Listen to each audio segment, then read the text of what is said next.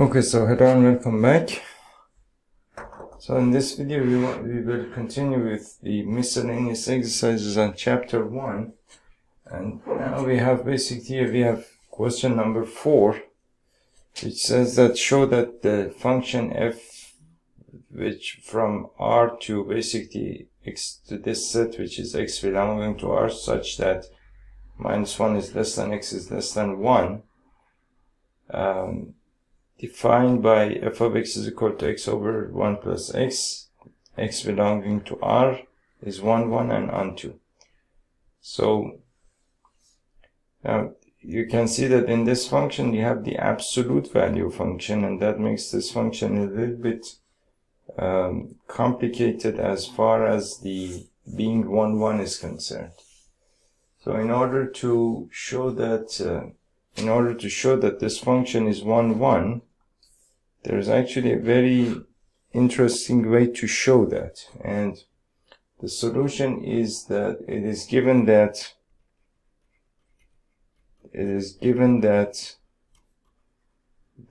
basically f is a function from R to this set, as x belonging to R, such that -1 is less than x is less than 1, and defined by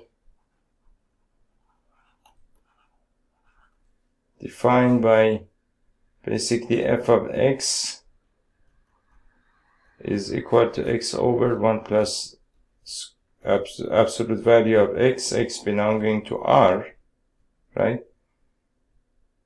Now, to show that f is 1, 1, so let's suppose that f of x is equal to f of y. Suppose that some f of x is equal to some f of y, where x and y belong to the set of real numbers.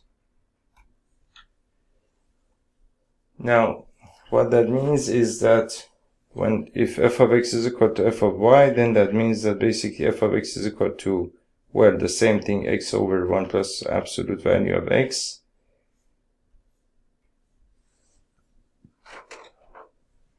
is the same thing as x plus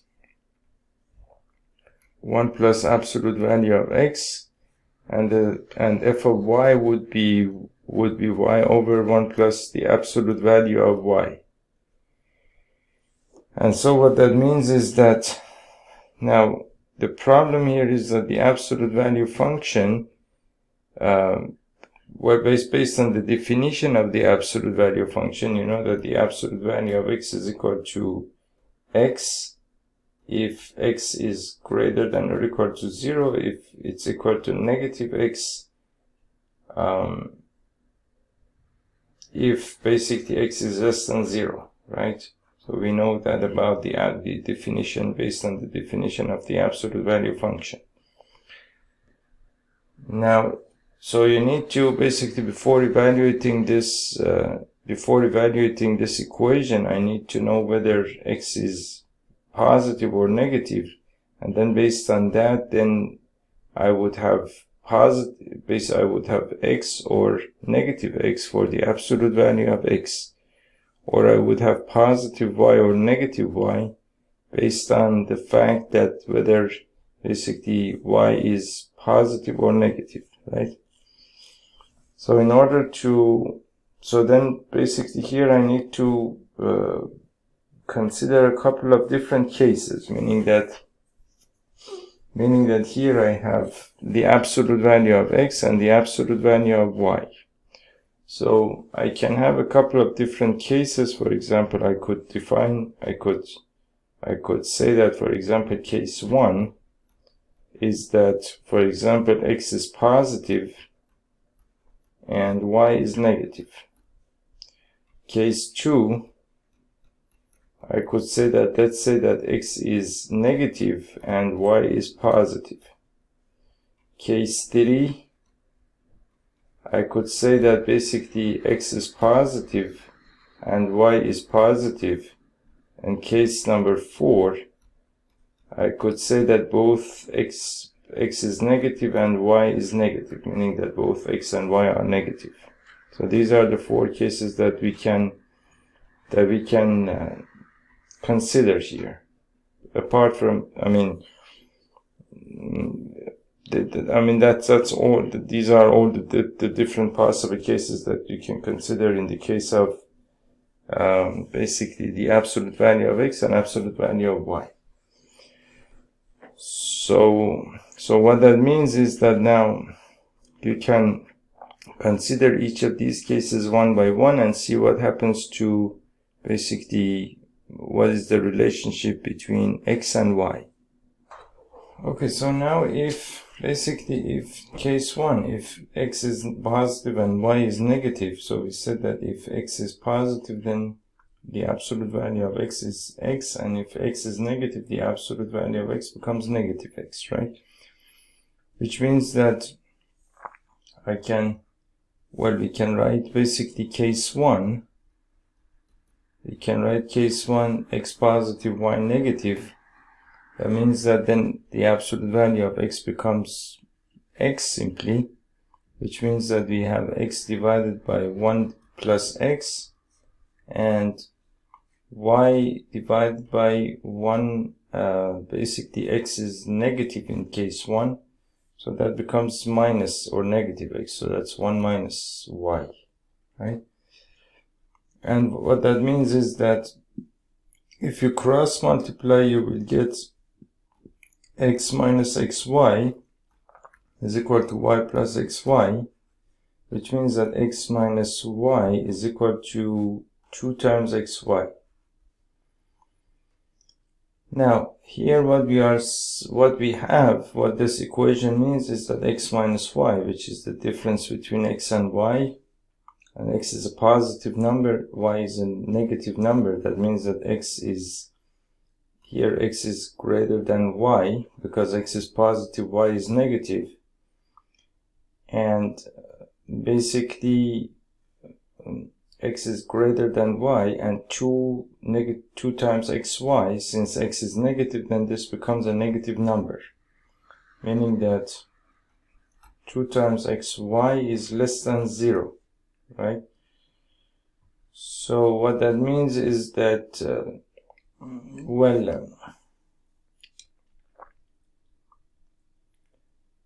what this means is that now x minus y, if I rearrange this equation, I get x minus y is greater than 0, and so here we have x minus y is greater than 0 and 2x minus y is less than 0, which means that of course they are not equal.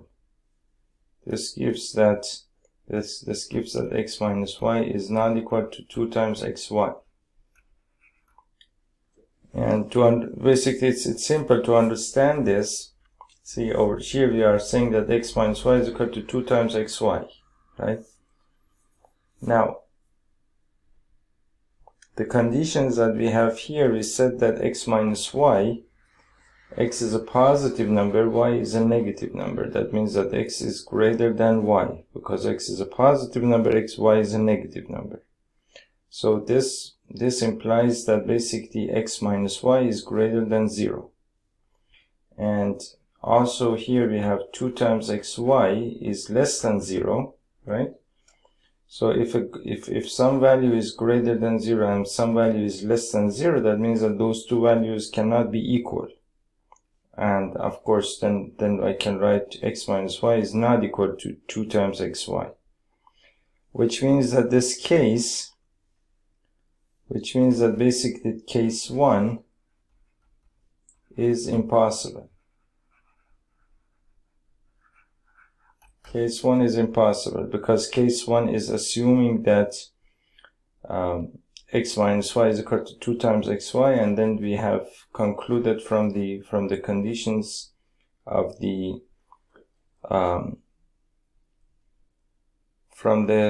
basically we have concluded from the whole situation that x minus y cannot actually be equal to 0. This is a contradiction, which means that this case is actually not possible. It's impossible. Now case 2, what we have here is that we are saying that basically x is negative, y is positive. X is negative and y is positive. And so what that means is that the equation, the original equation that we had was x over 1 plus absolute value of x. X over 1 plus absolute value of x is equal to y over 1 plus absolute value of y. Having this information here, if x is less than 0, then this becomes x over 1 minus x, because when x is less than 0, the absolute value of x becomes negative x, so this becomes x over 1 minus x. And since x is positive, then this becomes y over 1 plus y. If I do the calculation here, I will get basically x and cross multiply. I will get x plus xy is equal to y minus xy, which means that what is that? X plus xy, y minus, this is supposed to be y. So that means that x minus y is equal to negative 2 times xy. Now here x is a negative number and y is a positive number. So a negative number, and you're subtracting a positive number from a negative number, which means that it's just something like, for example, negative 2 minus, for example,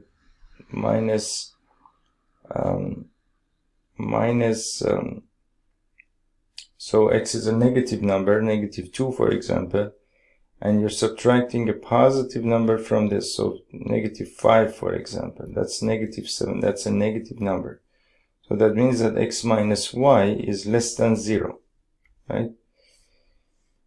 Now if x minus y is less than 0 and negative 2 times x times y, so since x is negative, then x times y becomes negative, and negative times negative becomes positive. That means that negative 2 times xy is greater than 0.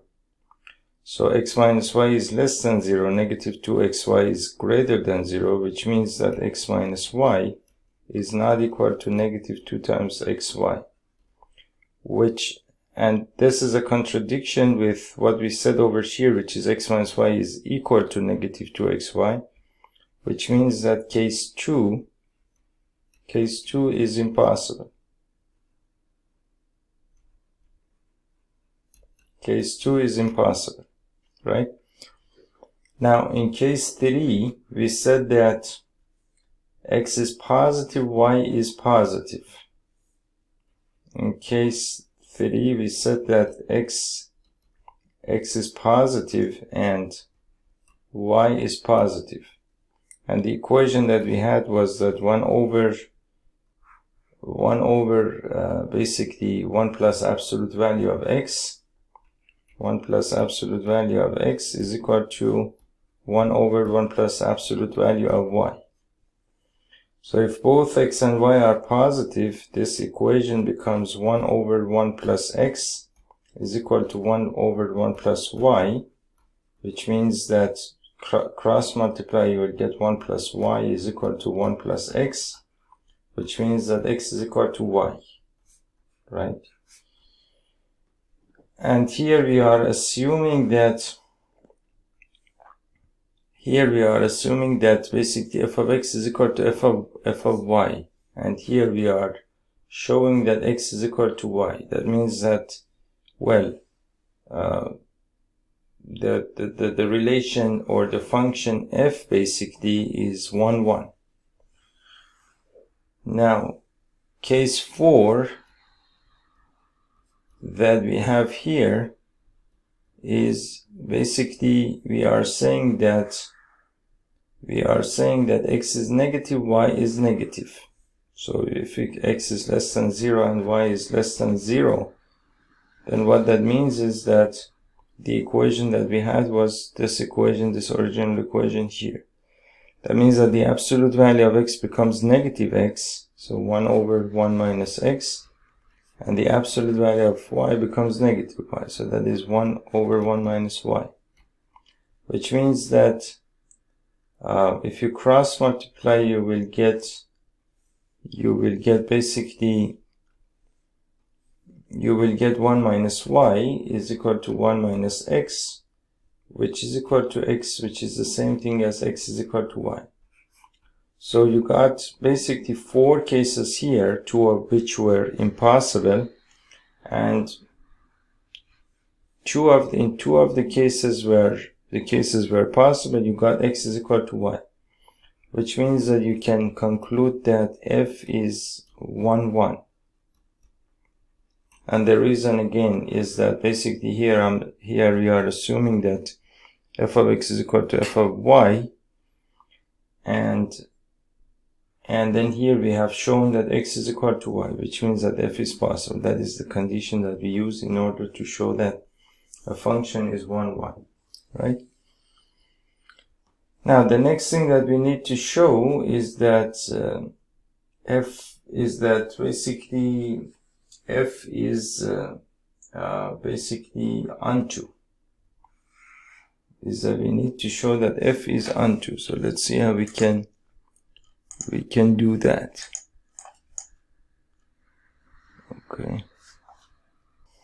Okay, so now to show that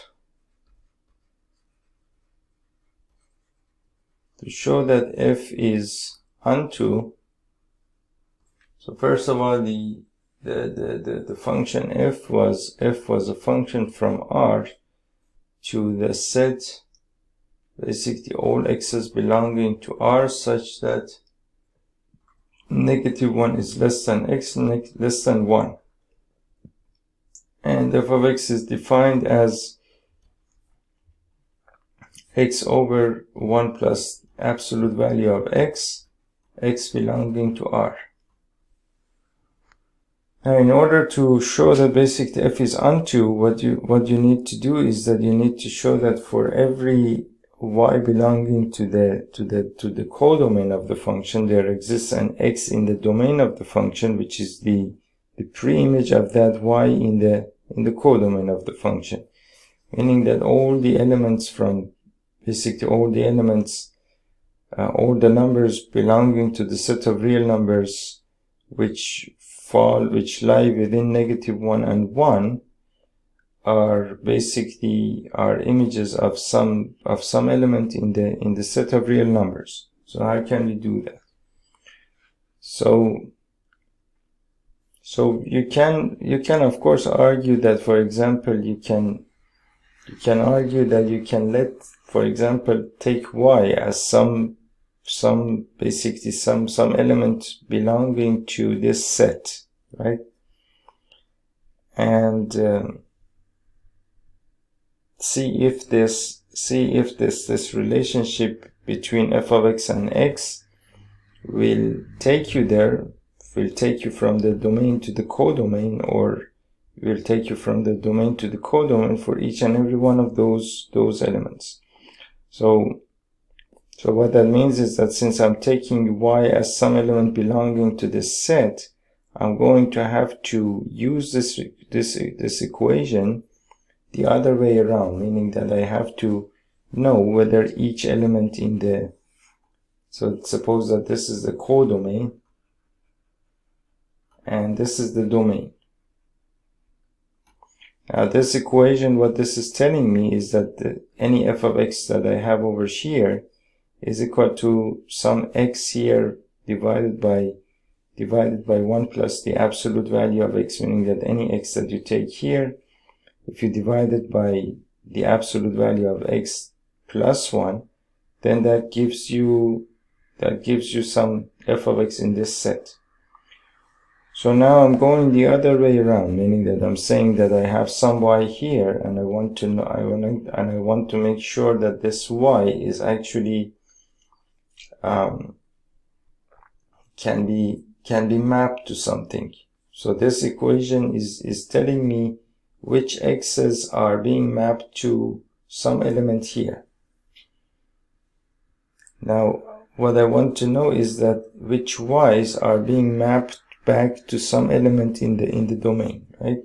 So I have to actually go the other way around, which means that I have to find the inverse of this function. Now, in order to do that, so we can argue that, for example, we can argue that let y, for example, let y be basically be any arbitrary member of the set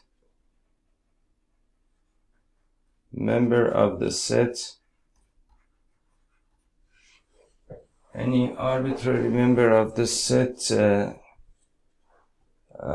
basically of this set over here, because I want to make sure that every element in this set can be traced back to some element in the domain of the function. So now let y be any arbitrary member of the set basically x belonging to R such that -1 is less than x less than 1, right?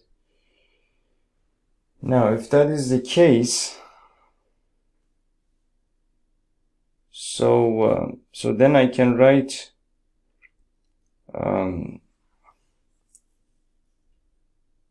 then if I write basically y is, if I use this equation here, because this equation is basically the equation that I can use in order to get from any x to all the possible f of x's in the codomain of the function, meaning that I have basically the domain of the function here, which is R.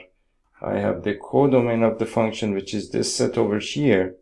And the only way that I can get from this set into this set is this equation, because this function doesn't have any other rules, right? Now, since I have said that basically we have basically agreed to take y as any arbitrary member of this set, which is the codomain of the function. So the only way that I could have gotten from any element to any element over here is this equation here. So therefore you can argue that the only way that you could get back from here would only be the same equation, right? So what that means is that I'm going to use the same equation. And since we have agreed that all of the members of the codomain are supposed to be basically denoted as y, so then instead of f of x, I'm going to simply write y, and then I'm going to write x divided by 1 plus the absolute value of x belonging to R, right? Now, now that we have this equation in place, basically I have basically two cases over here, meaning that based on the definition of the absolute value function, we have basically, you know that the absolute value of x is equal to x if x is greater than or equal to 0, and the absolute value of x is equal to negative x if x is less than 0, right? So since that is the case, then for basically x is greater than or equal to 0, I'm going, basically the absolute value of x is going to be equal to x. For x is less than 0, the absolute value of x is going to be equal to negative x. So I will get two equations out of this equation, which means that basically I get basically case 1. I get case 1, basically case 1, x is greater than or equal to 0. And I get also case 2, which is basically x is less than 0. So if x is greater than or equal to 0 and x is less than 0. Now, if I take case 1,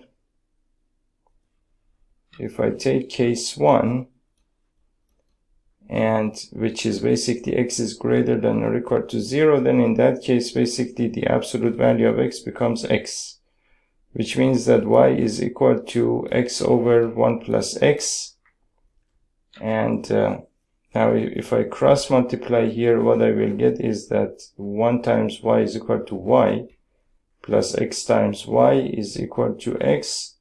Now if I take this to the other side of the equation, I'll get y is equal to x minus xy, and y is equal to x times 1 minus y, and x is equal to basically y over 1 minus y, right? Which means that if I had this equation as for example something like f of x is equal to x over 1 plus x, then what that means is that then the f of, if I actually did the calculation, I would get f of y over 1 minus y is equal to y.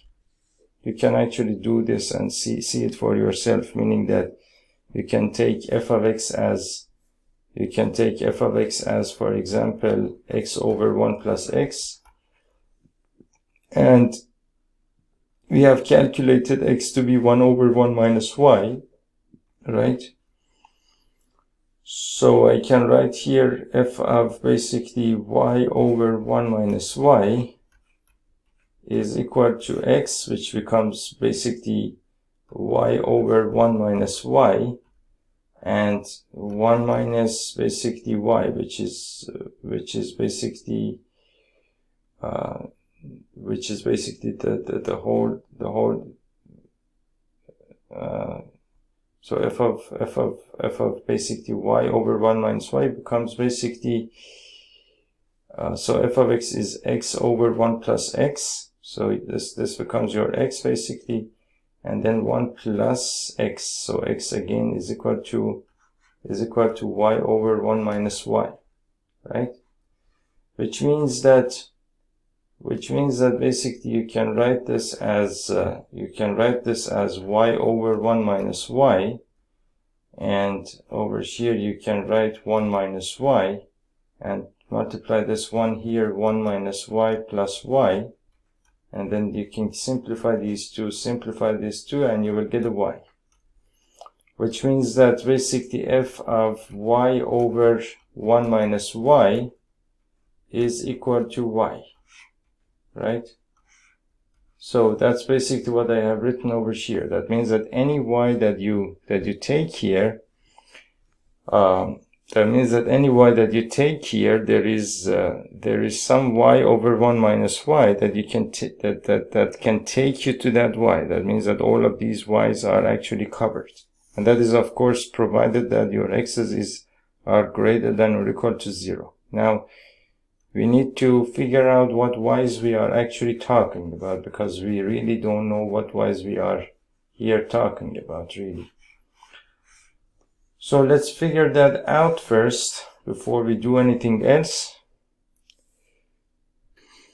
Okay, so basically what we are saying here is that if you want to know what sort of y's here are covered, basically what you need to do is that the condition that we used here we said that x is greater than or equal to 0, and then based on that we got this equation, and then based on this equation we got this equation.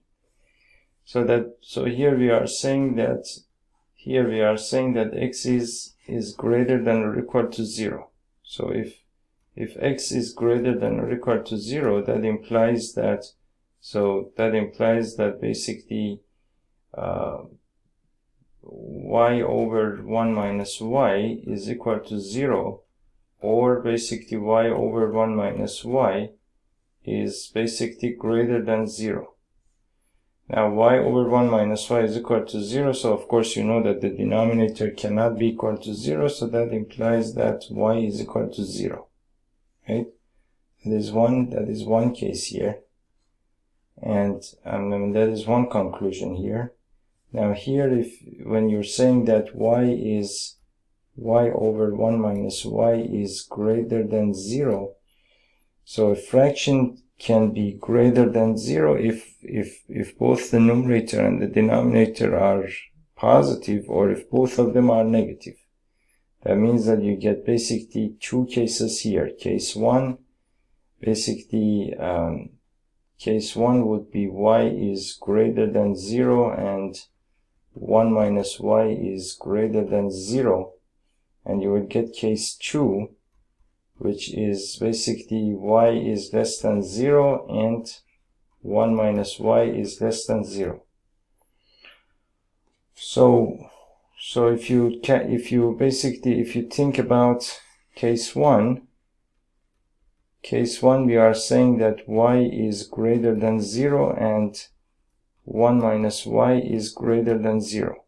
So y is greater than 0 it's obvious, we don't have to do anything there. But 1 minus y is greater than 0, that means that negative y is greater than negative 1. That means that multiply by negative 1, you'll get y is less than 1. So here we are saying that y is greater than 0 and less than 1. That means that y is some value between 0 and 1. And here basically we are also saying that y is equal to 0, right? Which means that y is a value between 0 and 1. Y is a value between 0 and 1, and it's also equal to 0, so you'll get this inequality here. That means that 0 is less than or equal to y less than 1. So here basically you can write 0 is less than or equal to y less than 1. That is basically for this case over here, meaning that when y lies between 0 and 1, not equal to 1, then all of your y's are of course covered, right? Now y is basically we have another part here, so you can see that y is here lies between 0 and 1. So we have all of the y's between negative 1 and 0 as well. We have to cover those as well, right? So that there comes basically the case 2 over here, which we said that x is less than 0. And we are going to use the same equation over here. So I'm going to make a screenshot from this equation, and here what I'm going to do is that I'm going to write basically y is equal to the absolute value is x over 1 plus absolute value of x belonging to R, and case 2 we have x is less than 0, and therefore this becomes y is equal to basically x over 1 plus 1. Instead of the absolute value of x, you'll get basically negative x. And if you basically cross multiply here, you will get y minus xy is equal to x, which means that y is equal to x plus xy, which means that y is equal to x times 1 plus y. And what that means is that then basically x is equal to y over 1 plus y. Now, as we argued for the previous case as well, what that means is that basically f of y over 1 plus y is going to give you a y if you use the function here that we had in the function here, right? And what that means is that every y that you have here, that you have in the codomain of the function, there is a there is a y over 1 plus y in the domain of the function that is mapped to that y. But then we have to find out which y's those are. So then here the condition that we had was that basically x is less than 0. So here we are saying that x is less than 0 and x is equal to y over 1 plus y. Now if x is basically this fraction over here, x is this fraction over here, if this is supposed to be less than 0 or a negative number, either you have basically the numerator as a positive number, the denominator as a negative number, in which case positive by negative is going to be negative, or the numerator is negative, the denominator is positive. In that case you're going to get a negative as well. So you get two cases here. So basically case 1, you have y is positive and 1 plus y is negative, and case 2, you have basically y is negative and 1 plus y is positive, right? Which means that now we can consider each of these two cases. So these two cases, we have basically case 1, y is positive and 1 plus y is negative, which means that so y is positive and 1 plus y is negative, so you have y is less than negative 1, and here we are using the connective and, meaning that y is less than negative 1 and y is positive is greater than 0, which is impossible. This is not possible, meaning that you cannot, suppose that on a number line this is 0, for example, this is negative 1, and here we are saying that x is greater than 0, meaning that all of these numbers here, and here we are saying that x is less than negative 1, which is all of these numbers here, and the intersection of these two sets would be the null set. So this is just an impossible case. There is no intersection here. So this case is not going to give us anything. Now case 2, we are saying that y is negative and 1 plus y is positive, which means that basically y is negative is obvious. We know what that means, and what this means is that y is greater than negative 1. So y greater than negative 1, y less than 0. So that means that y is a value between negative 1 and 0. So y is greater than negative 1 and y is less than 0. That means that this is basically the whole conclusion here. And what that means is that then basically when we say that x is less than 0 for this case, that means that y is some value between negative 1 and 0. That means that negative 1 less than y less than 0, right? So that means that for all the y's between negative 1 and 0, there is some element in the domain of the function that will be mapped to that y, so we have no problem there.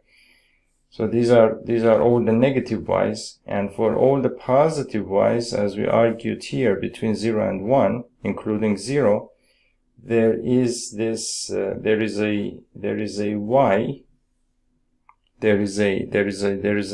element in the domain of the function that can map to those y's, so we have no problem there. And that is all of the elements, by the way, that we have in this set. Other than that, we have no elements here, no other elements here, which means that you can say that therefore f is onto or surjective.